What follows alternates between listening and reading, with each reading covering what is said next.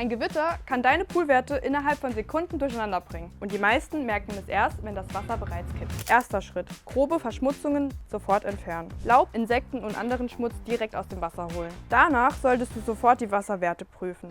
Der pH sollte idealerweise zwischen 7,0 und 7,4 liegen. Und natürlich auch den Chlorwert kontrollieren. Wenn etwas nicht passt, die Werte direkt korrigieren. Nach einem starken Regen kann außerdem eine leichte Nachchlorung sinnvoll sein. Anschließend die Filteranlage mindestens 24 Stunden laufen lassen. Und ganz wichtig, Rückspülen nicht vergessen. Ist das Wasser bereits gekippt, können eine Stoßchlorung und bei Sandfilteranlagen zusätzlich Flockungsmittel helfen, das Wasser wieder klar zu bekommen. Bist du auf das nächste Gewitter vorbereitet? Schreib es in die Kommentare.